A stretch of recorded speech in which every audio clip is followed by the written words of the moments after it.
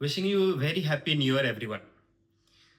आज के वीडियो में मैं आपसे बात करने जा रहा हूँ फाइनेंशियल ईयर 2024-2025 के बारे में, जिसका इनकम टैक्स फाइलिंग का लास्ट डेट तो 15 सितंबर था, जो कि बढ़ के हुआ था, बट रिवाइज डेट की लास्ट डेट 31 दिसंबर थी।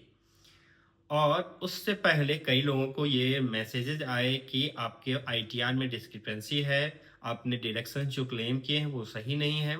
उससे रिलेटेड कई लोगों को मेल भी आए, मैसेजेस भी आए। तो जिन लोगों ने रिवाइज कर लिया उनके लिए तो बहुत अच्छा है, बट जिन लोगों का छूट गया है, अब उनके लिए क्या ऑप्शंस हैं, यही इस वीडियो में मैं आपको बताऊंगा। तो नॉर्मली हम लोग आईटीआर डिवीजन जो है फाइनेंशियल ईयर 2024-2025 का 31 दिसंबर तक का टाइम था जिसमें हम लोगों ने करना था। और अगर हमने नहीं किया है तो हमारे पास तीन ऑप्शंस अभी बचे हुए हैं।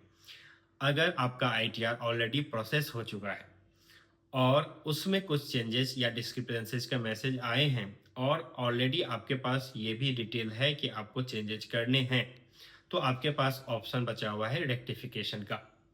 इनकम टैक्स पोर्टल पे आप जब जाएंगे तो आपको एक ऑप्शन दिखेगा सर्विसेज में जाकर के, रेक्टिफिकेशन ऑफ रिटर्न का। तो अगर आपको कुछ डिडक्शंस जो सही नहीं थे या कुछ डिडक्शन जैसे कुछ लोगों के हैं कि आपने कुछ गलत हेड में ले लिए थे जिस कारण से ये नोटिस आया है, तो वहां पे आप जाके अपना आईटीआर पूरा का पूरा चेंज कर सकते हैं, जो कि 150 सेक्शन 154 के अंडर में आपको ये ऑप्शंस दिया गया है। और ये इनकम टैक्स वेबसाइट पोर्टल पे ही अपना लॉगिन करके आप कर सकते हैं। इसकी डेट जो है, इसकी डेट होती है 4 साल from the end of assessment year.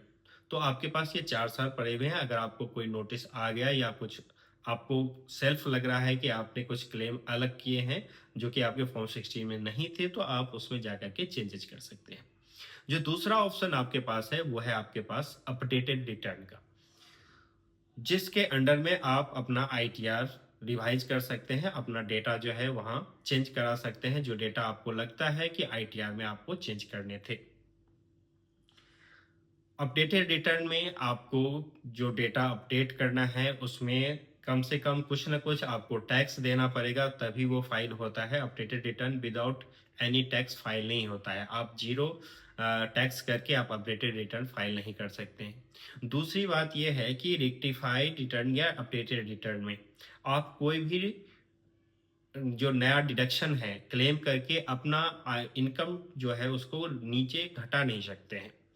तो अपना इनकम को अगर आप घटाएंगे तो ये फाइल होगा ही नहीं। जो अपडेटेड रिटर्न है वो फाइल ही नहीं होगा। जो रेक्टिफिकेशन है वो फाइल हो सकता है, लेकिन उसमें आप नया डायरेक्शन क्लेम नहीं कर सकते हैं।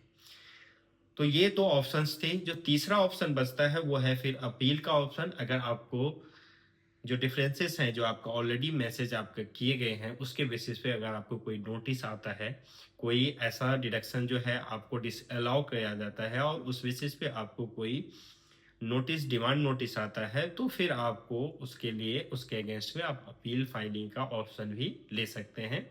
तो ये तीन ऑप्शन जो है आपके पास अभी भी अवेलेबल हैं।